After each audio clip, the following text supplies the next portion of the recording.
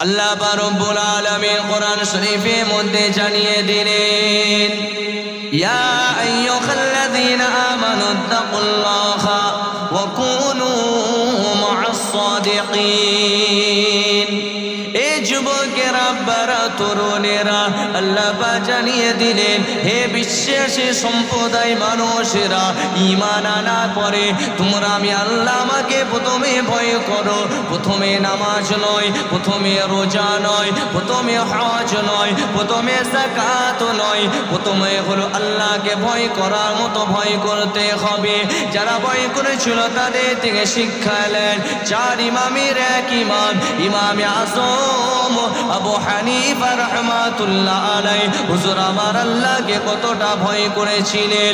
40 বছর ঈশার উজুতে ফজরের নামাজ পড়েছিলেন।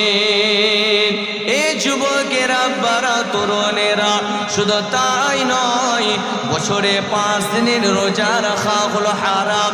দুটো ঈদ, ঈদুল ফিতর, ঈদুল আজহা। ঈদুল আজহার পরের দিন মানে ঈদুল আজহা, যেটাকে কুরবানির ঈদ বলা হয়, ওই পরের 3 দিন, মোট হলো 5 দিন বছরে রোজা রাখা হলো হারাম। হুজুর আমার 5 দিন ছাড়া 30 বছর ধরে মুসলসাল আল্লাহকে ভয় করে আল্লাহকে রাজি করার জন্য 30 বছর দিনের বেলায় রোজা রাখতেন, রাতের বেলায় জেগে জেগে জেগে আল্লাহ পাকের দরবারে নামাজের মুসাল্লা নিয়ে নফল নামাজে কাটিয়ে দিতেন। এ যুবকেরা, বারা তরুণেরা, আমার নবী পাকের প্রেমিকেরা, আল্লাহ পাকের মাহবুব বান্দা ইমামে আযম নুমান ইবনে সাবিত যখন হজ পাকে গেলেন, আল্লাহ পাকের বাইতুল্লাহ শরীফের সামনে দাঁড়িয়ে দাঁড়িয়ে এক পায়ে, এই যে দুটো পা আছে, এক পায়ে দাঁড়িয়ে দাঁড়িয়ে শরীফ কালাম, তাজিম ওয়ালা কালাম, মুতাবাররক ওয়ালা কালাম, আল্লাহ পাকের পবিত্র কোরআন শরীফটা এক পায়ে দাঁড়িয়ে দাঁড়িয়ে দাঁড়িয়ে 15 পারা নামাজের হালতে তেলাওয়াত করতেন। আবার পাটাকে চেঞ্জ করে নিতেন, পাটাকে পাল্টে নিয়ে আবারও অন্য এক পায়ে দাঁড়িয়ে আবারও 15 পারা, মোট হলো 30 পারা। এক খতম আল্লাহ পাকের কোরআন শরীফ, আল্লাহ পাকের খানা কাবা শরীফের সামনে দাঁড়িয়ে দাঁড়িয়ে গোটা কোরআন শরীফটা খতম করে আল্লাহ পাকের দরবারে হাত তুলেছেন। ও রব্বি আল্লাহ পাক, আমি নুমান ইবনে সাবিত আপনার খানা কাবা শরীফের সামনে আপনাকে ভয় করে আল্লাহ পাক রাতের বেলায় না ঘুমিয়ে এক খতম কোরআন পড়েছে। আল্লাহ পাক আমার গুনাহগুলোকে মাফ করে দেবেন। এইভাবে আল্লাহ পাকের বাইতুল্লাহ শরীফের সামনে দাঁড়িয়ে দাঁড়িয়ে নিজের গুনাহ দিয়ে তাকে আল্লাহ দরবারে মাফ চায়। আর ঝরঝর ঝরঝর করে চোখকে টপকে হুজুরের চোখে পানিটা গড়িয়ে পড়ে যায়। আরো জোরে বলে সুবহানাল্লাহ, নারে তাকবীর। 40 বছর ঈশার উজুতে ফজরের নামাজ। বলেন, তারও স্ত্রী ছিল না? ছিল না। তিনিও সংসার করতেন, তারও বাচ্চা ছিল না? ছিল না। এর পরেও আল্লাহ পাককে কতটা সময় দিয়েছিল। আর আমরা মসজিদে কতবার আজান হয়? 2 বার না 4 বার? বৈকুণ্ঠপুরে বলেন 5 বার ইনশাল্লাহ হয়, তাই তো? এটা জবান খুলে বলেন না। তো যতটা নামাজে রোজার মাসে দেখেছিলেন, ততটা নামাজে আছে না কমছে? কিছু সিজন পার্টি আছে, রমজান আসলে এমনভাবে যায় মনে হচ্ছে যেন একবার আল্লাহর ওলি এসে গেছে, রমজান চলে গেলে বিদায় নিয়ে চলে গেলে। আবার অনেক নামাজি আছে লাইলাতুল কদরে আবার যায়, আবার অনেকে আছে শুধু শবে বারাতের রাত জাগে, অনেকে আছে স্পেশাল সপ্তাহে একবার যায়, যেন জোরে জামাই যাচ্ছে। একবার শুক্রবারে যায়, তাও আবার অনলি ফর 2 রাকাত। 2 রাকাত পড়েই মানে ওদের জন্য মসজিদটা এত গরম করে হয়ে যায় যে 2 রাকাত পরে কতক্ষণ আসতে পারে। একদম মসজিদে জুতো পড়ছে, টুপিও খুলছে, সেটিংও করা আছে, মানে ঢুকছে টুপি পরে, আবার বার হচ্ছে, জাস্ট পাটা ফেলছে, টুপিটাও পকেটে ঢুকে যাচ্ছে। তো একটা মশা, একটা উদাহরণ দিচ্ছে, একটা মশা যদি আমাদেরকে কামড়ায় এই মশার কামড়টা আমরা সহ্য করতে পারি না বলে অল আউট জ্বালায়, কেউ গুড নাইট জ্বালায়, কেউ মশারি খাটায়। কথা ঠিক না বেঠিক জোরে বলে? ধরে নেন একটা পাওয়ারফুল লিডার, আমাদের ভারতের পিএম, উনি এই রাস্তা দিয়ে যাবেন। ওনাকেও যদি মশা কামড়ায়, উনি এই সব জিনিসগুলো ব্যবহার করবেন না মশারি খাটাবেন না? কিন্তু উনি যখন রাস্তা দিয়ে যাচ্ছে, কত গাড়ি, কত কনভয়, সামনে 30টা পিছনে 30টা। উদাহরণ দিচ্ছি, ভাববেন যে আসবে নাকি, উদাহরণ দেওয়া হচ্ছে, কারণ এখন ভোটের টাইম তো ভাবতেই পারেন, আর ভোট মানেই খেলা হবে। তো এই দুনিয়াতে যে এরা বলছে খেলা হবে, কবরেতেও খেলা হবে। এই খেলা কি আপনার জানা আছে? রাজনীতিবিদরা খেলা হবে, তারা মাইকে স্লোগান দিচ্ছে, আমরাও স্টেজে বলছে খেলা, আমরাও বলছে হবে। আপনি একবার কবরে ঢুকেন, যদি নামাজ ঠিকমতো না থাকে আর কোন ঝান্ডা ধরেছেন এসব দেখা হবে না। কবরে দেওয়ার পর বলি, বাপরে বাপ, এ তো ওই পার্টি ধরেছিল রে, টিএমসি ছিল রে, এ বিজেপি ছিল রে, এ সেই ছিল রে। তো কই ফেরেশতাকে বলে চেক করো, যা অন্য পার্টি ঝান্ডা ধরে তাকে জিতাতে যে যা নামাজ কাজা করেছে, কম্পিউটারে ফেললে বাস্ট হয়ে যাবে। তখন আল্লাহ পাক দুটো এমন ফারিস্তা দেবেন, যারা চোখেও খুব একটা ভালো দেখতে পান না, কানেও খুব একটা ভালো শুনতে পায়নি। প্রথমে আপনাকে এমন একটা ঘা দেবে, একটু রাজনীতিতে হালকা তুললাম বলে কিছু মনে করছেন নাকি? এটা ফর এক্সাম্পল, একটা বাস্তব উদাহরণ, তবে তো ভালো লাগবে নাকি? পুরোনো উদাহরণ টেনালে হয়? যেটা চলছে সেটা গেলে, ট্রেন্ডিং যেটা চলছে, ট্রেন্ডিং না কি বলে সেটা গেলে বলতে হবে। তো যাই হোক, যে কথাটা বলছিলাম, কবরে দেওয়ার পর একটা বেনামাজি, যারা আল্লাহর নাফরমানি করেছে, বেনামাজি মানেই যে নামাজ না পড়লে শাস্তি হবে এমনটা নয়, আরও যত গোনা আছে সেগুলো মিলিয়ে নেবে। তো আমাদের হায়াত কত বছর? 60, 70, 80। শেষ নবীর উম্মতে 90, 1-2 সেঞ্চুরি হয়ে যায়, সেগুলো ছেড়ে রাখবে, গড়টা ধরতে হবে। তো একটা রড গরম করতে দেওয়া আছে জাহান্নামে, যেটা 3000 বছর ধরে গরম করা হচ্ছে। সেটা কবরে যাওয়ার পরে প্রথমে যে ঘাটা দেবে, তার জ্বলন এত হবে আপনি ছটফট করবেন। তখন ফারিস্তা বলে, কি হলো? আরে হচ্ছে না, এই দুনিয়াতে খুব খেলা হবে, মারা, আবার দাও। এ মনে হয় ঠিক মারটা হচ্ছে না, আবার আপনাকে মারবে। তো সেই কবরেও খেলা হবে না? তো দুনিয়াতে যেমন আপনি খিলাড়ি, সেটা রাজনীতির দিক দিয়ে হোক বা সেটা খেলার দিক দিয়ে হোক, আপনি ভালো একটা প্লেয়ার, বল করলে অনেক ছয় মারতে পারে, আপনি ভালো ফুটবলার, ভালো গোল করতে পারেন, এটাও একটা খেলা। আবার যেটা ভোট আসছে, এটাও খেলা বলে চালাচ্ছে, এটাও একটা খেলা। তো ওই খেলাতে যদি আপনি ভালো প্লেয়ার হন, তাহলে ব্যাট বলে 6 মেরে ম্যাচকে জিতাতে পারবেন, টিমকে। আবার রাজনীতিতে ভালো রাজনীতিবিদ হলে আপনি আপনার দলকে, আপনি পলিটিক্যাল ব্রেন দিয়ে জিতাতে পারবেন।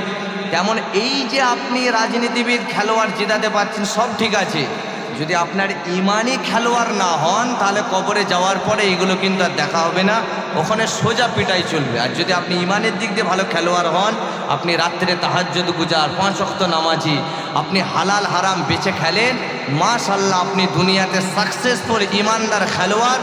আপনি কবরে যাবেন, মাটি দিয়ে চলে আসবে, আল্লাহ আপনার কবরটাকে জান্নাতের বাগিচা বানিয়ে দেবেন। জোরে বলেন সুবহানাল্লাহ। তো সেই মশা কামড়ালে কেউ সহ্য করতে পারে না।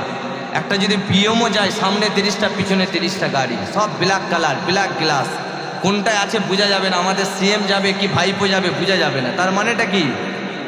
যে এরা এত ঝেড়েছে, লোক দেখলেই মেরে দেবে। কথা ঠিক না বেটি? এটা হচ্ছে উদাহরণ। আর আমাদের নেতাকে ছিল ফারুক আজম, যার মিলিয়ে নেন ইন্দিরা গান্ধী বলেছে যে কেউ যদি দেশকে সৎভাবে পরিচালনা করতে চায়, সে যদি ওমরে ফারুকের রাষ্ট্র পরিচালনাটা একবার পড়ে নেয়, তার দ্বারাই দেশকে সৎভাবে চালানো সহজ হয়ে যাবে। আমাদের নেতা হযরত ওমরে ফারুক 18টা রাষ্ট্রের প্রধানমন্ত্রী ছিলেন, যিনি এমন ছিলেন যে রাত্রের বেলায় দেশবাসী ঘুমাতো, হুজুর আমার না গার্ড দিয়ে তিনি খবর নিতেন কার বাড়িতে খাওয়া হচ্ছে না, কে পেরেশানিতে আছে। কেন? আমি বাদশাহ থাকাকালীন আল্লাহর কাছে যদি ধরা না পড়ে যায় যে আমি বাদশাহ ছিলাম, অমুকের বাড়িতে দরিদ্রতা ছিল, আমি খবর নিইনি।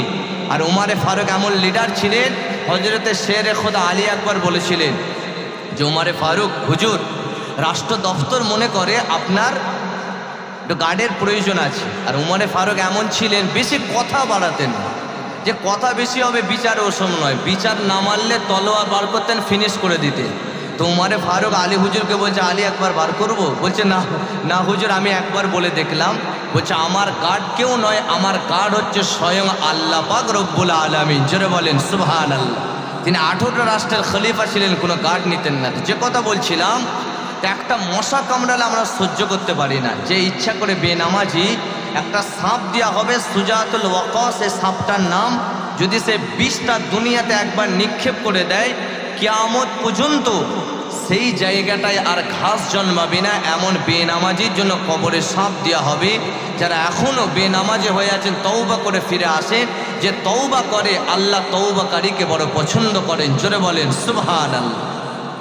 একবার মুসা নবীর জামানায় আসমান থেকে পানি বন্ধ হয়ে গেছে। মুসা নবীর উম্মত বলতে লাগলেন, আমাদের নবী মুসা নবী করিমুল্লাহ, আমাদের দুর্ভিক্ষ হয়ে গেছে, বয়স্করা পানি পাচ্ছেন না, বাচ্চারা পানি পান করতে পাচ্ছেন না, বয়স্ক মহিলারা পানি পান করতে পাচ্ছেন না। আপনি আল্লাহর কাছে দোয়া চান, আল্লাহ পাক যেন আসমান থেকে পানি দান করেন। এই যুবকেরা বারা তরুণেরা, এখানে কি শিক্ষা আছে ওটা বুঝাতে চাইছি। আল্লাহ পাক এত বড় রহমানুর রহিম, কেউ আল্লাহ পাকের বান্দা বান্দি যদি আল্লাহর কাছে তওবা করে নেয়, হোক সেটা 40 বছর বয়সে কিংবা 50 বছর বয়সে, আল্লাহ পাক তওবাকে মাফ, ক্ষমাকে মাফ করে দেন। মুসা নবীর উম্মত যখন বলল, মুসা নবী আল্লাহর কাছে দোয়া চাইছে, ও রব্বি আল্লাহ পাক আসমান থেকে পানি দেন, কেননা পানি বন্ধ হয়ে গেছে, দুর্ভিক্ষ হয়ে গেছে, সবাই কষ্ট পাচ্ছে, এমন করে জবেলা জানোয়ার তারাও কষ্ট পাচ্ছে। আল্লাহ পাক জানিয়ে দিলেন, আমার কালি মুসা নবী, তুমি আমার কাছে চটিয়াল ময়দানে সমস্ত যুবক ছেলেদিকে নিয়ে আসো, আমার কাছে দোয়া চাও, তোমার দোয়াতে আমি পানি দেবো। মুসা নবী কালিমুল্লাহ যখনই তিনি চলে গেলে, যাওয়ার পরে সন্ধ্যা পর্যন্ত দোয়া চাইলেন, আসমান দিয়ে পানি বর্ষণ হচ্ছে না। মুসা নবী বলতে লাগলেন, ও রব্বি আল্লাহ পাক, আসমান দিয়ে পানি তো হচ্ছে না। আল্লাহ পাক সময়তে জানিয়ে দিলেন, ইয়া আমার কালিম, तुम्हारा इस लाखों मजमा में एक ऐसा आदमी है जिसने 40 साल हो गया हमको एक भी सिजदा नहीं किया। তোমার এই লাখো মজমার ভিতরে একজন আছে যে 40 বছর হয়ে গেছে, আমাকে একটাও সেজদা দেয়নি। যখন এটা বলার পরে মুসা নবী জালালি নবী ছিলেন, সঙ্গে সঙ্গে বলছেন, কি আছো যে 40 বছর হয়ে গেছে আল্লাহকে সেজদা দাওনি, আসো আমার সামনে আসো। আর মুসা নবী এত বড় জালালি নবী ছিলেন, ফেরাউনকে একটা চড় মেরেছিলেন, সারা জীবন সেই চড়ের ট্রিটমেন্ট করতে করতে বেচারা সমুদ্রে তো ডুবেই মারা গেল। সেই মানে তার সেই চড়ের যে এত তীব্রতা ছিল, এত বড় আঘাত ছিল, সেটা বারবার জানান দিত। তো মুসা নবী যখন বলছেন, সেই মানুষটা যে 40 বছর আল্লাহকে সেজদা দেয়নি, আল্লাহ পাক কত বড় দয়ালু দেখেন। সেই মানুষটা কঠিন রোদ ছিল, আর রৌদ্রটাকে নিবারণ করার জন্য, মানে সূর্য তাপটাকে একটু ছায়া করার জন্য একটা রুমাল বা গামছা টাইপের কিছু নিয়ে তিনি আড়াল করে আছে। থাকার পরে সেই গামছার ভিতর থেকে আল্লাহকে বলছেন, আল্লাহ আমি যে 40 বছর আপনাকে সেজদা দিইনি, কিন্তু আপনি এত বড় দয়ালু, আপনার সূর্যের আলো থেকে আপনি আমাকে মাহরুম করেননি। আমার বাড়িতেও সূর্য আলো দিয়েছিলেন। বলেন, যে বেনামাজি তার বাড়িতেও আল্লাহ সূর্যের আলো দেন না দেন না, আবার যে নামাজি তার বাড়িতেও দেয়। সেটাই তিনি বলছেন, আল্লাহ আপনি আপনার নিয়ামত হাওয়া আমাকে আপনি দিয়েছেন, আপনার নিয়ামত পানি আপনি পান করিয়েছেন, কিন্তু আমি আপনার নাশুকর নাফরমান বান্দা ছিলাম। কিন্তু আল্লাহ আজকে লাখ লাখ মানুষ, যদি আপনি আমাকে সবাইয়ের সামনে জানিয়ে দেন যে এর জন্য পানি হচ্ছে না, তাহলে আমি বেউজ্জতি হয়ে যাব। আল্লাহ আপনি আমাকে মাফ করে দেন, আমি কাল থেকে আপনাকে সেজদা দেবো। শুধু এতটুকুন বলেছেন কথা, যে আল্লাহ আপনি মাফ করে দেন, কাল থেকে সেজদা দেবো। আল্লাহ আসমান থেকে ছম পানি বর্ষণ করে দিয়েছিলেন, জোরে বলেন সুবহানাল্লাহ। মুসা নবী বলছেন, আল্লাহ আপনি বললেন যে 40 বছর বেনামাজির জন্য পানি বন্ধ আছে, আবার পানি দিলেন। আমার আল্লাহ বলছে, আমার কলিম, जिसके लिए मैंने आसमान से पानी बंद किया था, उसी के लिए मैंने आसमान से पानी को फिर दोबारा बरसा दिया। जोरे बोलें ना सुबहानल्लाह। ये আমার कलीम, যার জন্য পানিটা বন্ধ ছিল তার জন্যই পানি দিয়েছি, কেন আমার গুনাহগার বান্দা আমার কাছে তওবা পড়ে নিয়েছে।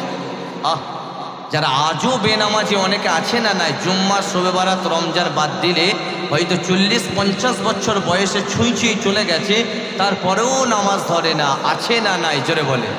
কিন্তু আল্লাহ পাক কত দয়ালু, 40 বছর বেনামাজি তওবা করেছে, পানি দিয়েছে। যদি আমরা আল্লাহর কাছে যাই, আল্লাহ আপনি আমাকে মাফ করে দেন না আল্লাহ, আমি কাল থেকে নামাজ পড়ব। 39 বছরে ফর এক্সাম্পল যদি 40 বছর আপনি ওটা বলেন, 39 বছরে যে আপনি নামাজ আপনি পড়েননি, আল্লাহ পাক সেই সগীরা কাবীরা সব গুনাহগুলোকে ইখলাসের সঙ্গে তওবা করার জন্য আল্লাহ পিছনে সব গুনাহকে মাফ করে দেবেন। জোরে বলেন সুবহানাল্লাহ।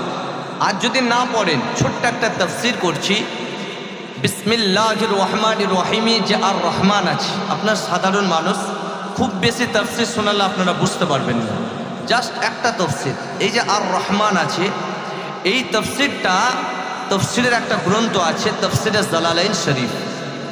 এই তাফসীরে জালালাইন শরীফ হযরতে জালালউদ্দিন সুয়ুতী রহমাতুল্লাহ আলাইহি বলেছেন যে আর রহমান যুর রহমাতিস শামিলা লিজামাইল খলাইক ফিদ দুনিয়া ওয়াল মুমিনুনা ফিল আখিরাহ।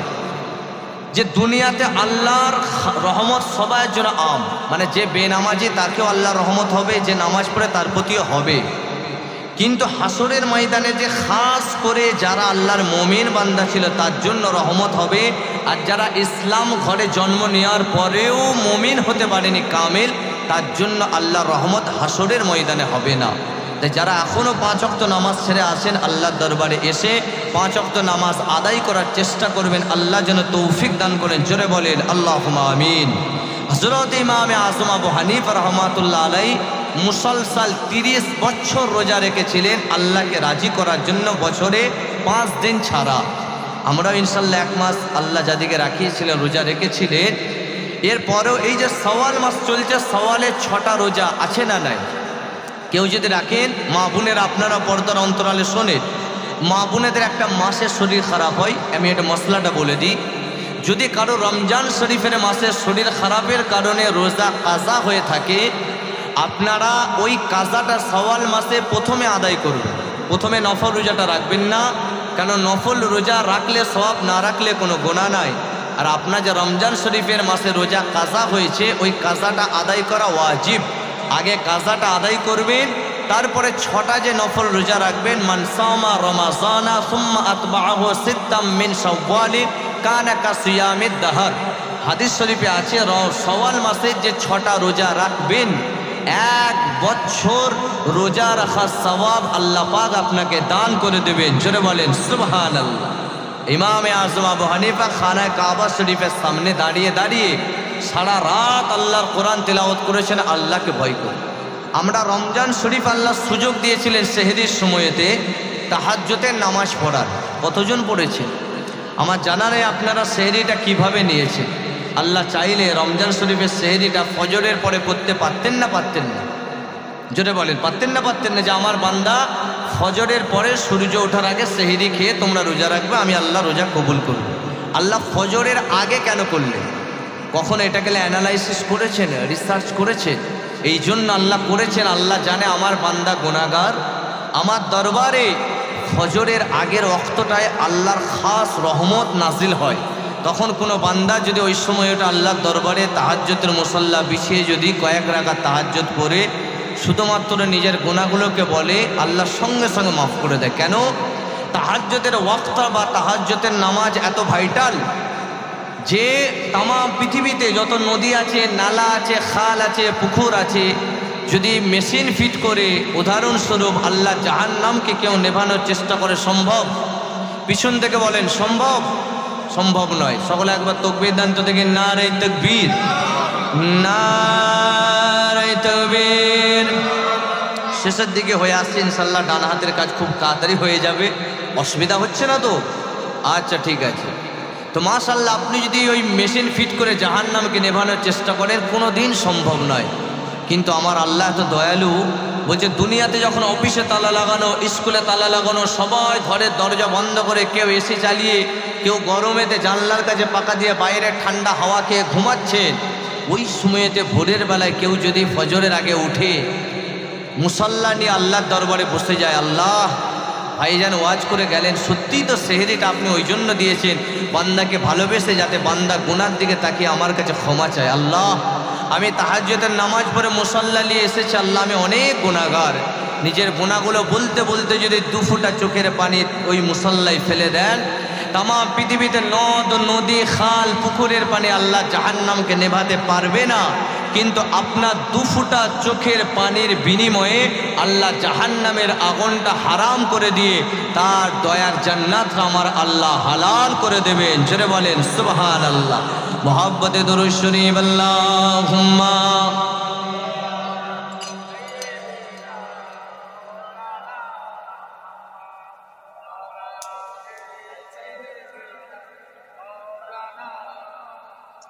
আল্লাহুম্মা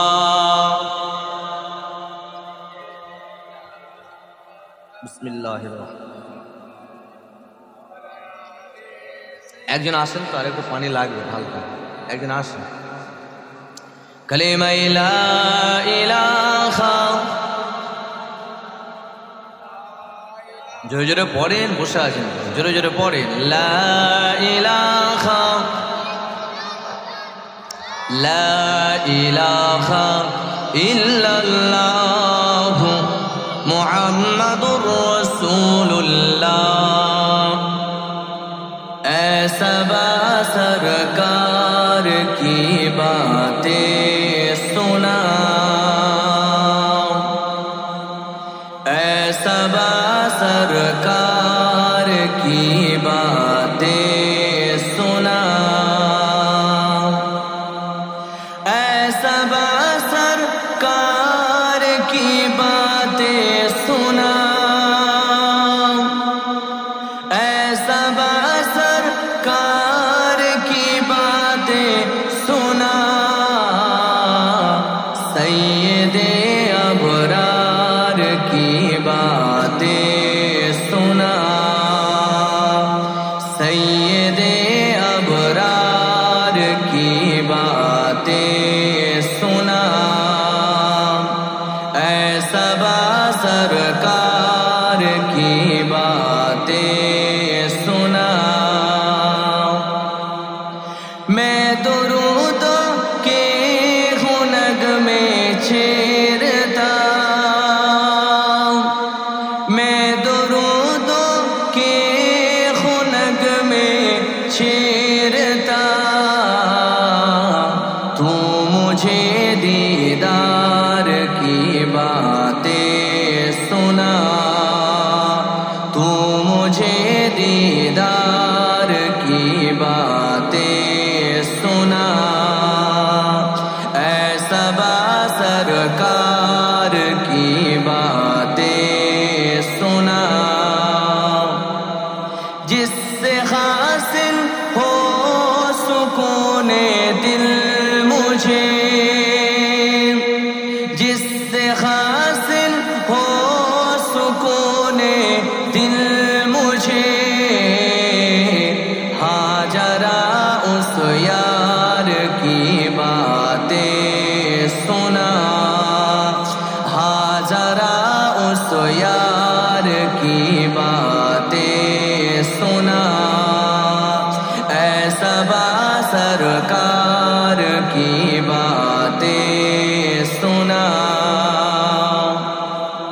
हम न जाने कब मदीने जाएंगे, हम न जाने कब मदीने जाएंगे, यस यार की उस यार की बातें सुना, यार की तू प्यार की बातें सुना, ऐसा बा सरकार की बातें सुना। मैं परूं विजदान में सल्ले अला, मैं परूं विजदान में सल्ले अला, तू मेरे मन ठार की बातें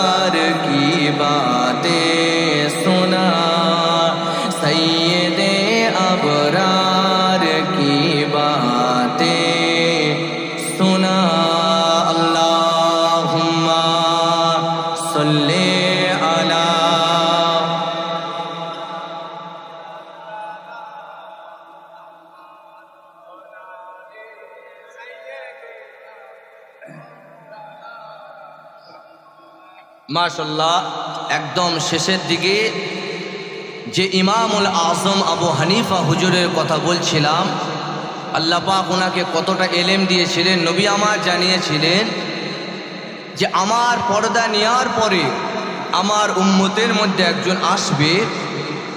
কিছু কিছু আছে দেখবেন অনেক ইমামকে মানতেই চাই না। আমাদের যে 4 ইমাম আছে, অনেকে আছে 4 ইমামকে মানতেই চাই না।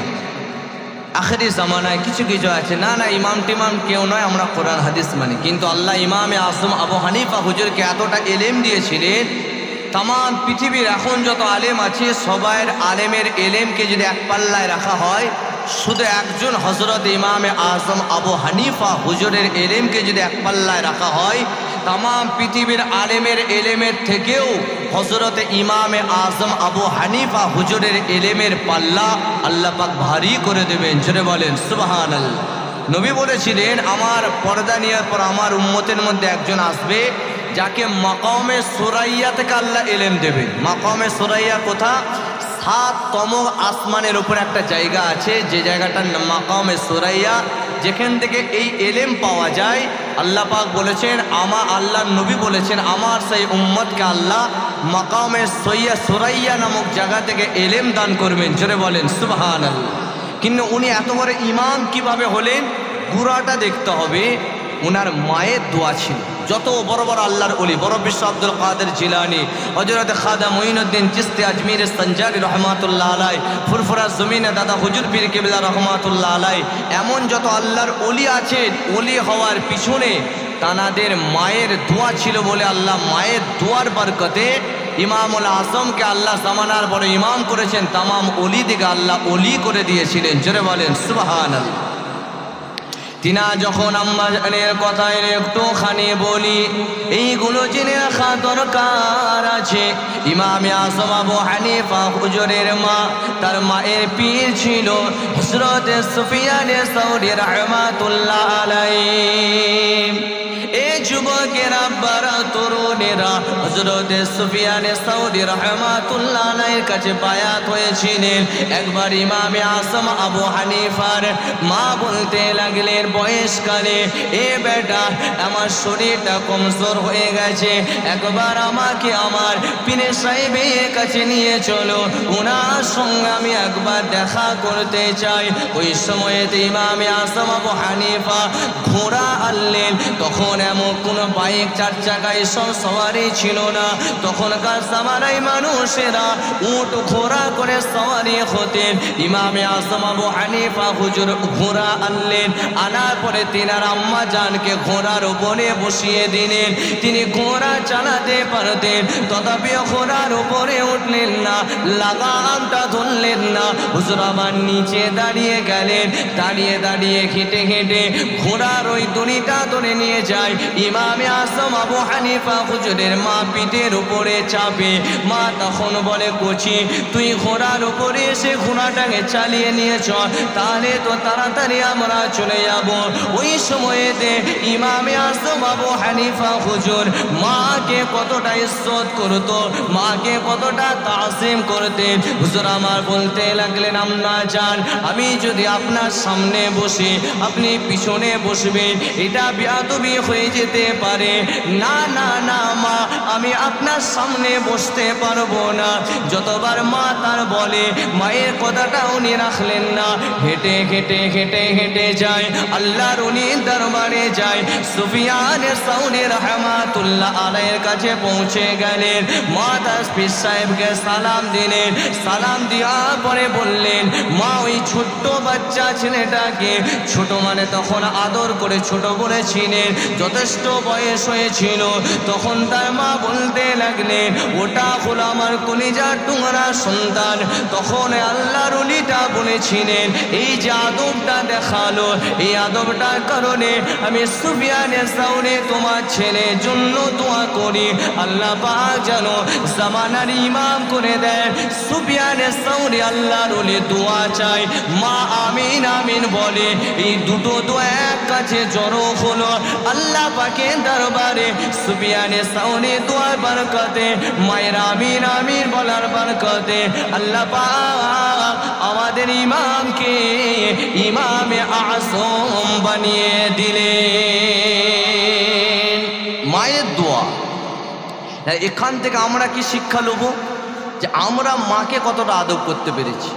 অনেকে আছে মা যদি বয়সের ভারে একটা কথা 2 থেকে 3 বার বলে দেয়, অনেক ছেলে বিরক্ত বোধ করে, আছে না নাই? বাইরে কাজ করছে, আল্লাহ দুটো পয়সা দিয়েছে, 2 পয়সা হয়ে গেছে, ফোন যাচ্ছে মায়ের শরীর খারাপ, ভাই আসুন, আরে কাজের খুব চাপ আছে এখন যাওয়া যাবে না, কত লাগবে বলো, পয়সা পাঠিয়ে দিয়েছে, কোন নার্সিংহোমে নিয়ে যাবে নিয়ে যাও, আয়া রাখো, যত টাকা লাগবে আমি দিয়ে দিচ্ছি। সেই টাকার কথা, এই টাকা এমন একটা জিনিস, ইসাফিন না মুসাফির সবসে বড়া পয়সা পীর। পয়সার যা ঘুম ধরে যাবে শেষ। সে যত বড় আলেম হোক, যত বড়ই বক্তা হোক, যে 20,000 না দিলে আমি ওয়াজ করতে যাব না। হয়তো তার মুখের ওয়াজটা মিষ্টি খুব ভালো লাগতে পারে, কিন্তু আল্লাহর দরবারে ওয়াজটা কবুল নাও হতে পারে। হবে না, কথা বলা যাবে না, এটা আমার বলাটা ভুল হবে, নাও হতে পারে। কেন? তিনি দিন প্রচারের জন্য পয়সাটাকে উদ্দেশ্য বানিয়ে নিচ্ছেন। কথা ঠিক না বেঠিক? জোরে বলে। এবার রইল কথা, এখন পাবলিক খারাপ হয়ে গেছে। মানুষ এত চালাকি করে, একটা জায়গায় ওয়াজ করতে গেলে দেখা যাচ্ছে 2,500 টাকা গাড়ি খরচা, সেখানে দিচ্ছে 3 থেকে 3,500। তবে সবাই নয়, অনেকে আছে। এবার বলেন এই জায়গায় বক্তাটা কি করবে? অবশ্যই রেট করে যাবে। এই জায়গায় চার্জ করে যাওয়া যায় এই ক্ষেত্রে, কিন্তু এটাকে নিয়ে সব জায়গায় তো ফিট করলে হবে না। কেন সব জায়গার মানুষকে খারাপ? জোরে বলেন খারাপ। মাশাআল্লাহ বেশিরভাগ মানুষই ভালো ব্যবহার করে, 1-2 এমন করে ফেলে, তো তার জন্য সব জায়গায় ফিক্স করা যাবে না। তো যাই হোক, কথা আবার ইউটিউবে ওয়াজ যাচ্ছে, বক্তারা শুনলে আবার রেগে যাবে যে হয়ে সে আবার স্টেজে আমাদেরকে কেন আবার ছাড়ছে। তো যাই হোক, সবাইয়ের সঙ্গে স্টেজে ওয়াজ করা হয়। তো যে কথা বলছিলাম, পয়সার গরম না, আয়া রেখে দাও। আর আপনি জানেন ইমাম, আমাদের 4 ইমাম, যে ইমামে আযম আবু হানিফার কথা বলছি, তারপরের ইমাম ইমামে শাফি হুজুর একবার রাত্রের বেলায় মায়ের পা টিপছেন, অথচ জামানার ইমাম, মানে কি তার কত বড় ইজ্জত জানেন? যে একজন ইমাম হয় তার জন্য কত খিদমত, তার কত খাদেম থাকে। মানুষ বাইরে বিদেশ থেকে মাসলা মাসাইল জানতে আসে। যেমন একটা পীর সাহেব, যেমন আমাদের পীরনগরে আব্বা হুজুর ছিলেন, আমরা যারা আব্বা হুজুর বলে ওনাকে বেশি খ্যাত। উনি থাকতেন কি একদম গরিবী হালত, জীবনে পাকার বাড়িতে ছিলেন। আর পাঞ্জাবি পরতে, আমরা তো ইস্ত্রি করা তাও পরে এসেছি, উনি কি পড়তেন? একটা গুটিয়ে যেত। এইটা পড়াও যায়, পড়ে আসতে হবে। কেন? আল্লাহ পাক যদি তোমাকে সুন্দর থাকার মতো পয়সা দেয়, তোমাকে সুন্দরভাবেই থাকতে হবে। তো সে কথা নয়, উনি আল্লাহর ওলি ছিলেন। পিছনে পাঞ্জাবিটা গুটিয়ে যেত, একটা কালো করা পাঞ্জাবি পরতেন, ফকিরে হালত, বালিশও নিতেন না। কিন্তু আল্লাহ এত বড় পাওয়ার দিয়েছিলেন যে মনোজির মুখার্জির কাছে আমরা কেউ ডাক্তারের ট্রিটমেন্ট করাতে গেলে লাইন দিতে হয়, তাও অনেক মাস পর জায়গা পাবে। আর সেই মনোজিৎ মুখার্জির কাছে আব্বা হুজুরকে নিয়ে যাওয়া হয়েছে। হুজুর মনোজিৎ মুখার্জি আব্বা হুজুরকে দেখছেন, তেনার ছেলেরা বলছেন যে কানে থেটোস্কোপিটা যে দেখে বলছেন হার্টের প্রবলেমের জন্য গিয়েছিল, বয়স হয়ে গিয়েছিল। বলছে হার্ট তো আমি কিছু খুঁজে পাইনি, তবে তোমাদের মসজিদে আজান দিলে যে আল্লাহ আল্লাহ আল্লাহ, যে আল্লাহ বলে শব্দটা দেয়, ওইটা ওনার হার্টের ভিতর থেকে আমার কানেতে বারবার ওই শব্দটা ওনার হার্টের ভিতর থেকে আমি পেয়েছি। জোরে বলেন সুবহান। কি জিকির করেছিলেন! এটা কেন হয়েছে? উনি নিরালায় একে একে বসে বসে আল্লাহ আল্লাহ আল্লাহ, এই আল্লাহ আল্লাহ যে কলবে জিকিরটা, এটা কেউ যদি প্রত্যেক দিন 10 মিনিট করে করে, আপনি নিরালায় একা ঘরে বসে, কোনো কিচ্ছু না, একদম ঘরের দরজা ফরজা সব বন্ধ করে দিয়ে 10 মিনিট আল্লাহ আল্লাহ আল্লাহ। আবার একটা জিকির আছে কালেমা লা ইলাহা ইল্লাল্লাহ, এই যে বাম দিকে কলব থাকে, আপনি বসে বসে মাথাটা ডান দিক দিয়ে ঘুরিয়ে বাম দিকে হালকা ধাক্কা, লা ইলাহা ইল্লাল্লাহ লা ইলাহা ইল্লাল্লাহ। এটা 10 মিনিট করে খালি করবে। আপনার জীবনে কোনো দিন বয়সকালীন হার্টের প্রবলেম আসবে না। জোরে বলেন সুবহানাল্লাহ। ওইটা তো আল্লাহ কারিশমা দেখাবো বলে আব্বা হুজুরে ওইটা ঘটনা ঘটিয়েছে। কারণ আল্লাহ অলিকে চিনাতে গেলে এটা প্রচার করে দেন, দেখো আমার মাহবুব বান্দা। আর হুজুরের কাছে এটাও শুনেছে একটা মারোয়ারি মানুষ এসেছিলেন। আমরা যে 4 চাকা কেনার জন্য কত মেহনত করে শখ যে একটা 4 চাকা কিনবো, কিন্তু আমরা আবার সব পালন করি যে আমি একটা বাড়ি বানাবো। কত মেহনত করে মানুষ, আছে না নাই? মাশাআল্লাহ, দোয়া করে আল্লাহ পাক যেন হালাল রুজিতে গাড়িও করার তৌফিক দান করেন আর বাড়িও করার জন্য তৌফিক দান করেন। জোরে বলেন আল্লাহুম্মা আমিন। আপনি শরীয়তকে সামনে রেখে আপনি দুনিয়াতে ऐश আরাম করতে পারেন, নামাজ কাজা করবেন না, যাকাত আদায় করবেন, হালাল পন্থায় আপনি আনন্দ করতে পারেন। শরীয়তের গণ্ডির ভিতরে আল্লাহ জায়েজ করেছেন। তবে পয়সা আছে, ওই যে বললাম বিয়ে বাড়িতে ভিডিও ক্যামেরা করছেন, এইগুলো হারাম। আপনি বিয়ে বাড়িতে মেহমান বেশি করে দাওয়াত করে খাওয়ান, পয়সা দিয়েছেন, এই তো আমদ তো আম, মেহমানকে খাওয়ালে আল্লাহ খুশি হবে। তো সে আব্বা হুজুরের কাছে মারোয়ারি মানুষটা এসেছে, এসে গাড়ির চাবি ধরিয়ে দিচ্ছে। তখনকার বাজারে আজ থেকে মানে ধরে নেন 20 বছর আগে, তখনকার বাজারে 9 লাখ টাকা দামি গাড়ি। বলছে হুজুর চাবিটা রাখেন, আপনি জলসায় যান, গাড়িটা নিয়ে যাবেন। কেন? বলছে হুজুর আপনি যে আমাকে তাবিজ দিয়েছিলেন 1 টাকাও নেননি, আপনি বলেছিলেন যাও বাবা এই তাবিজটা তোমার ক্যাশ বাক্সে রাখবে। তো হুজুর আমার যে ব্যবসায় টালমাটাল চলছিল, আপনার সেই তাবিজটা শুধু রেখেছিলাম, আমি স্বপ্নের বাইরে আমার যেমন ব্যবসার বাজেট নিয়ে নেমেছিলাম তার থেকে হাজার হাজার গুণ আল্লাহ ব্যবসা আমার উন্নতি দিয়েছে হুজুর। আমি খুশি হয়ে সেই পাঞ্জাব থেকে এসেছি আপনাকে গাড়িটা দেবো বলে। হুজুরকে বলে অ্যান্সার করছেন, যারা আল্লাহর ওলি হয় তারা দুনিয়ার লোভ লালচ ভালোবাসে না। হুজুর বলছেন বাবা গাড়ির চাবিটা তুমি নাও, তুমি তোমার ফ্যামিলিকে নিয়ে ঘুরবে, তুমি আনন্দেতে থাকলে আমিও আনন্দেতে থাকবো। জোরে বলেন সুবহানাল্লাহ। তাহলে যেই গাড়ি আমরা কেনার জন্য মেহনত করি, সেম গাড়ি চটিতে বসে আছে, মাটির ঘরে বসে আছে, পাঞ্জাবি গুটিয়ে যাচ্ছে, আল্লাহ সেই গাড়িকে তার কদমে ফেলে দিয়েছেন না দেননি? জোরে বলেন কেন? তিনি আল্লাহর হয়ে গেছেন। আল্লাহ বলছে যে আমার আল্লাহ হয়ে যাবে তাদেরকে আল্লাহর ওলি বলা হয়। তার জন্য আমি আল্লাহ দুনিয়াটা তার কদমে ফেলে দিই। জোরে বলেন সুবহানাল্লাহ। তো ইমামে শাফি হুজুর মায়ের পা টিপছেন, টিপতে টিপতে দাড়িটা যখন মায়ের পায়ে লেগে সুসুরি টাইপের হয়ে গেছে, মায়ের ঘুমটা ভেঙে গেছে। আরে শাফি কি ব্যাপার, তুমি রাতে ঘুমাওনি? ইমামে শাফি হুজুর বলছেন আম্মাজান আমি রাত্রের বেলায় একটু মায়ের ব্যাপারে তাফসীর পড়ছিলাম কোরআন ও হাদিস থেকে। তা আমি পড়লাম হুমা নারুকা হুমা জান্নাতুকা, নবী বলেছেন পিতামাতা জান্নাত আর জাহান্নাম। তো মায়ের খেদমত যে করে না সে জাহান্নামে চলে যাবে। তো আমি ইমামে শাফি ওই জায়গাটাই কিতাবটা বন্ধ করে আপনার খেদমতে আসলাম। মা আপনার কাছে যদি আমার ভুল হয়ে থাকে আপনি ক্ষমা করে দেবেন। মা আমি আপনার পা ছাড়বো না। মা যদি ভুল হয়ে থাকে ক্ষমা করে, কারণ আমি যত বড় আলেম হই না কেন, যত বড় আমি জামানার ইমাম হই না কেন, লোক আমাকে ইমাম বলতে পারে, যদি আপনার খেদমতে ত্রুটি থেকে যায় আল্লাহ আমাকে ইমাম বলে গণ্য করবেন না। এটা বলে বলে মায়ের পা টিপছিলেন। বলেন কোনো বাচ্চা যদি তার মায়ের পা টিপে, যতই মায়ের সঙ্গে ঝগড়া থাক, যদি মায়ের পাটা একবার ধরে টিপে মায়ের দিল থেকে দোয়া বার হবে না? হবে না। আর যে বাচ্চার জন্য মায়ের আব্বার দোয়া থাকবে সেই বাচ্চা আল্লাহর দরবারে কবুলিয়াত হয়ে যাবে, আল্লাহ তাকে কবুল করে নেবেন। জোরে বলেন সুবহানাল্লাহ। অনেকে আছে মায়ের পায়খানা করে ফেলেছে নাকে, যদিও এক তো মায়ের বিছানায় পড়ে আছে, সেবা করার জন্য ঝগড়া হচ্ছে। আরে বৌমা এসছে, সে পরের মেয়ে, সে আপনার মাকে নাও করতে পারে, কথা ঠিক না বেটি? আপনার মা আপনার জান্নাত কষ্ট পাচ্ছে। আল্লাহ বলেছেন মায়ের পায়ের তলায় জান্নাত। তার মানেটা কি? মায়ের পাটা তুললে জান্নাত দেখতে পাবো? মহিলা তার মায়ের খেদমত করতে। আপনার মা পড়ে আছে, কাউ কে স্ত্রী করলো না করলো কোনো দেখার দরকার নাই, সওয়াব মনে করে যাবেন। এবং যাওয়ার পরে মায়ের পায়খানাটা যখন পরিষ্কার করবেন, গন্ধ উঠলেও গন্ধ সহ্য করবেন, নাকে কাপড় দেবেন না। কারণ আমরাও ছোটবেলায় মায়ের কোলেতে পায়খানা করেছি। মা দেখেনি শীত কি গরম, মা কাপড় চেঞ্জ করতে করতে শীতকালে আর আলমারি থেকে কাপড় বার করতে মাকে ভালো লাগেনি। মা আমার ভিজে কাপড়ে শুয়ে বাচ্চাকে শুকনো কাপড়ে শোয়ায় না শোয়ায়। আজকে সেই মা বয়সকালে গেছে, তুমি জোয়ান হয়েছো, কিতাবে আছে তুমি যদি নাকে কাপড়টাও দাও গন্ধর কারণে, আর মা যদি মনে করে ফেলে একবার শুয়ে শুয়ে আমার বাচ্চা আজকে নাকে কাপড় দিয়ে আমার খেদমত করছে, আমার বাচ্চাকে আমি কত পায়খানা পেশাব পরিষ্কার করেছিল, একবারও নাকে কাপড় দিইনি, এতটুকুনও যদি তিনি বৃদ্ধা অবস্থায় বিছান শয্যা হয়ে মনে করে ফেলেন, বরদোয়া যদি নাও দেন, শুধু মনে যদি এতটুকুন কষ্ট পায়, নবী বলছেন তোমার আমল বেকার। আর তুমি নাকে কাপড় না দিয়ে এটা আমার মা, এটা আমার জান্নাত মনে করে যদি আপনি পরিষ্কার করেন, গন্ধ আসছে সহ্য করবেন, সহ্য করবেন। মায়ের যখন পায়খানা পরিষ্কার মা দেখে ভাববে কেউ আসেনি, আমার এই বাচ্চাটা পরিষ্কার করছে। শুধু এতটুকুন যদি খুশিও হয়, আল্লাহকে যদি নাও বলে আল্লাহ বাচ্চাকে কবুল করে নেবেন।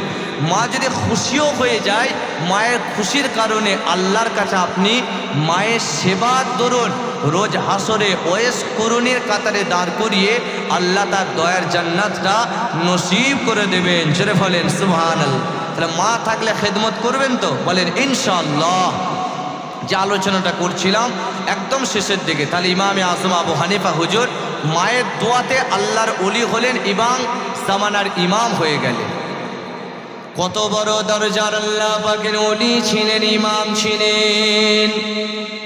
হুজুরকে একটা বুড়ি মা প্রশ্ন করলেন, এ জামানার ইমাম, ইমামে আজম আবু হানিফা, তোমার মুখেও দাঁড়িয়ে আছে আর আমার বাড়িতে একটা ছাগল আছে তার মুখেও দাঁড়িয়ে আছে, কিন্তু তুমি বলো তোমার মুখের দাড়িটা ভালো না আমার ছাগলের দাড়িটা ভালো? জামানার ইমাম উত্তর দিয়েছিলেন, তোমার ছাগলের দাড়ি ভালো না আমার দাড়ি ভালো? এই উত্তরটা আমি পরে দেবো, এখন আমি দিতে পারবো না। এই যুবকেরা বারা তরুণেরা এমন এই ঘটনা ঘটার পরে ইমামে আজম আবু হানিফাকে রাষ্ট্র, যিনি তার দেশের বাদশাহ ছিলেন, ইমামে আজম আবু হানিফাকে বলতে লাগলেন, এ বেটা নুমান ইবনে সাবিত, তুমি তো বড় শিক্ষিত ছেলে, তোমার তো জ্ঞান আছে, তুমি আমার চেয়ারে বসবে, আমি যেটা বিচার করতে বলবো তার পক্ষে তুমি রায় দেবে। মানে বাদশাহ ছিল জালেম বাদশাহ, জালেম বাদশার বিচারটাই হলো মন গড়া তার বিচার করে। যেমন আমাদের বাবরি নিয়ে নিল, এই বিচারটা ঠিক হয়নি, তাম পৃথিবীর মানুষ দেখেছে, কিন্তু এটা কি করে সম্ভব হলো? রাজ পাওয়ারে যিনি আছেন ওই পাওয়ারটা ব্যবহার করেছেন। তখন ইমামে আজম আবু হানিফা জামানায় জালেম বাদশাহ এতটুকুন বললেন, জামানার ইমাম বললেন, যেটা হক তার পক্ষে আমি সাইন করব। তখন বাদশাহ বললেন, না না না, আমি যেটা বলবো তোমাকে সেটা সই করতে হবে। ইমামে আজম আবু হানিফা হুজুরকে টাকা তো তখন বলেছিল, লোভ দেখিয়েছিল, এত টাকা দেওয়া হবে তুমি যদি আমার কাছে ডিউটি করো। জামানার ইমাম বলেছিলেন, না না না। উনি যখন ওনার মতের সঙ্গে মতের মিল হলো না, হুজুরকে জেলের মধ্যে দিয়ে দেওয়া হলো। জেলের মধ্যে থাকে মাসকে মাস। ইমামে আজম আবু হানিফা যেই জেলেতে ছিল, যতজন কায়দি ছিল, আল্লাহর ওলি সোহবাতে বসে ততজন 10 জন 12 জন 20 জন 30 জন করে এসে ইমানে নূরের কালেমা পড়ে ইমামে আজম আবু হানিফার কাছে মুসলমান হয়ে গিয়েছিলেন। যখন জেলের কর্তৃপক্ষ দেখলো যে ইমামে আজম আবু হানিফার কাছে থাকে তারাই তো মুসলমান হয়ে যায়, জেলেতে নামাজ হচ্ছে, জিকির আজকার হচ্ছে, মুরাকাবা মুশাহাদা হচ্ছে, এই কথাটা রিপোর্টটা বাদশার কাছে চলে গেল। বাদশাহ তখন ব্রেন খাটালো, এই বান্দাটাকে মারতে হবে, এই ব্যক্তিটাকে মারতে হবে। জেলের যিনি বাবুর্চি ছিলেন, বাবুর্চিকে বললেন 20 কুলে তরকারিতে খাইয়ে দাও। ইমামে আজম আবু হানিফাকে 20 খাইয়ে দেওয়া হলো। হুজুর আমার সেই 20 পান করে শহীদের দরজা পেয়ে দুনিয়া জমিন থেকে বিদায় নিয়ে চলে গেলেন। যখন জেল থেকে বার করা হচ্ছে, অনেক কায়দি ছিল যাদের জামিন হয়ে গিয়েছিল, কিন্তু নুমান ইবনে সাবিত ইমামে আজম আবু হানিফার সোহবাতে বসে জামিন পাওয়ার পরেও তারা জেলের মধ্যেই ছিলেন। কেননা ইমামে আজম আবু হানিফার কাছে থাকতে ভালো লাগছিল। ইমামে আজম আবু হানিফা হুজুরকে যখন ওই বডিটা মাইয়েতটাকে বার করে আনা হচ্ছে, হাজার হাজার মানুষ তা জানা যায় শরীক হবে। জেলের যত কর্তৃপক্ষ ছিল সবাই কাঁদছে, জেলে তো ছিল কিন্তু ব্যবহারে কেঁদেছিলেন। আর যত কায়দি ছিলেন তারা যখন ঢুকেছিল, কত বড় আল্লাহ পাকের নাফরমান বান্দা ছিলেন, কিন্তু ইমামে আজম আবু হানিফা হুজুরের সোহবাতে বসে বসে সমস্ত কায়দিগুলো আল্লাহ পাকের ওলি হয়ে বার হয়েছিলেন। হুজুরের লাশ কানা যায়, সবাই পিছনে পিছনে যায়। সেই বুড়িমা দাঁড়িয়ে গেল, দাঁড়িয়ে দাঁড়িয়ে বলতে লাগলেন, এ নুমান ইবনে সাবিত, তোমার সেই উত্তরটা আমি পেলাম না, আর মনে হয় আমি পাবো না। তখন ইমামে আজম আবু হানিফা হুজুর কাফনের ভিতরতে বলেছিলেন, ও বুড়িমা আপনি হলেন আমার মায়ের সমতুল্য। এবার আমার উত্তরটা শুনেন, আপনার বাড়িতে যে ছাগলটা আছে ওই ছাগলের দাড়ি থেকেও আমার দাড়িটা হলো ভালো, কেননা আমি যে এত বছর দাড়ি রেখেছিলাম আমার দাড়িটা আল্লাহর দরবারে কবুল হয়ে গেছে। আরো জোরে বলে সুবহানাল্লাহ। তার মানে এখান থেকে ব্যাখ্যাটা কি বুঝবো, যে তিনি দাড়ি রেখে যেগুলো দাড়ির সম্মান রাখতে হয় সেটা তিনি রেখেছিলেন। আর আজকাল আমাদের অনেকে আছে, ওই যে বললাম না প্রথমেই, নিমন্ত্রণ না রাখতে যে তখন তার লেভেলটা সে ভুলে যায়। অনেকে আছে দাড়ি আছে ঠিক আছে, কিন্তু অনেক কনের বিয়েতেও শরিক হয়ে যায়, আছে না নাই বলে? কনের বিয়েতে শরিক হয়ে খেয়ে সেখানে আবার লাস্টে হাত না ধুয়ে তেলটা নিয়ে ভালো করে দাড়িতে বা যত রকম সুন্নত তরিকা যে দিয়ে বলছে, খাবার শেষে এই যে তেলটা মাখাচ্ছে এটা হলো সুন্নত। তো সেই যে বিয়ে বাড়িটায় গেল তার যাচাই বাছাই করা দরকার ছিল না ছিল না? এবার আপনার হয়তো প্রশ্ন আসতে পারে যে বাবু তাহলে এমন করলে তো চলাই যাবে না। আরে আল্লাহর ওলিরা কি কাউকে ভয় পেতে? যে ওলির কথা বলছি, কারণ আলা ইন্না আউলিয়া আল্লাহি লা খাউফুন আলাইহিম ওয়া হুম ইয়াহজানুন, যারা আল্লাহর পাক্কা সাচ্চা ইমানদার বান্দা হবে তারা সামান্য বিয়ে বাড়ি কেন কাফেরদের কাছে নবীর আশিকরা জান দিতেও রাজি থাকবে, কিন্তু মাথা নত করতে রাজি হয় না। জোরে বলেন সুবহানাল্লাহ। বলে হুজুর এত বড় আপনি ভাইটালে চলে গেলেন, আমাদের তো অনেকে আছে দাড়ি রাখেন, একটু দাড়ি রাখার চেষ্টা করবেন, কারণ মরণের পরে আপনার চেহারা, আপনি জীবনে নামাজ পড়েছেন রেকর্ড, রোজা রেখেছেন রেকর্ড, মরণের পরে সব খুলে নেওয়া হবে, কিন্তু মাশাআল্লাহ আপনার চেহারায় দাড়িটা লাইভ থাকবে, গোসলের সময় থাকবে। যখন আপনাকে দেখানো হবে শেষবারের মতো মাইয়াতটাকে, যারা আত্মীয় স্বজন আসবে তারা বলবে জানি না মানুষটা কেমন ছিল, কিন্তু দুনিয়া থেকে ছেড়ে যাচ্ছে, দেখো পরনে কিচ্ছু নাই, কিন্তু নবীর সুন্নাত দাড়িটা নিয়ে কবরে যাচ্ছে। জোরে বলেন সুবহান। এই দাড়িটা আপনি কবরে শোয়ানোর পরে মান রব্বুকা মা দীনুকা মান নবিয়ুকা, যখন নবী পাকের একটা তসবির দেখানো হবে, ইসকো পেহচানতে হো क्या, এনাকে চেনো, তখন আপনার জবান দিয়ে উত্তর বেরিয়ে যাবে ইনার জন্যই তো আমি দাড়ি রেখেছিলাম। হাদা নবিয়ুনা মুহাম্মদুর রাসূলুল্লাহ সাল্লাল্লাহু আলাইহি ওয়াসাল্লাম, ইনি হলেন আমাদের নবী মুহাম্মদুর রাসূলুল্লাহ। দাড়িটা নবীকে চিনিয়ে দেবে, আর নবীকে চিনিয়ে দেবার ওসিলায় আল্লাহ কবরটাকে নবী পাকের ওসিলায় জান্নাতের টুকরা বানিয়ে দেবেন। জোরে বলেন সুবহানাল্লাহ। তারপরে হুজুরকে নিয়ে যাওয়া হলো, এবার যেখানে জানাজা হবে আর যেখানে ওনাকে কবরস্থ করা হবে ওই জায়গাটাই ৭,০০০ বার আমাদের ইমামে আজম আবু হানিফা হুজুর কোরআন শরীফ নিজে খতম করেছিলেন, যেখানে ওনাকে কবরস্থ করা হবে। উনি চিহ্নিত করেছিলেন আমাকে এই জায়গায় কবর দেবে, ওই জায়গাটায় ওনার জীবনে ৭,০০০ বার আল্লাহর কোরআন খতম করেছিল। আমরা মারা গেলে কোরআন শরীফ দিই, অবশ্যই দেবেন ভালো, কিন্তু বেঁচে থাকাকালে নিজেকে আমল করে যেতে হবে, তাই তো নাকি? আপনি হয়তো মেনশন করে ওই জায়গাটা যদি নাও পড়তে পারেন, আপনি বাড়িতেও নিয়ত করবেন আল্লাহ আমাকে যেখানে কবর দেওয়া হবে ওই মাটির আযাব থেকে যেন নাজাত পাই, এই ওসিলা আমি কোরআন খতম করছি। এবার ৭,০০০ বার আপনি না পারলে একবার, দুবার, ৪ বার, 10 বার ইচ্ছা পোষণ করলে পারা যাবে না? যাবে না। তো ইনশাআল্লাহ আমরাও চেষ্টা করব আল্লাহ যেন আমাকে এবং আপনাদিগকে সকলকে আল্লাহ পাক যেন আমল করার তৌফিক দান করেন। সকলেই জোরে বলেন আল্লাহুম্মা আমিন। আসুন যে নবীর মাহফিলে বসলাম, আল্লাহ পাকের দরবারে দাঁড়িয়ে দাঁড়িয়ে সেই নবীকে সালাত ও সালাম পেশ করি। ইয়া নবী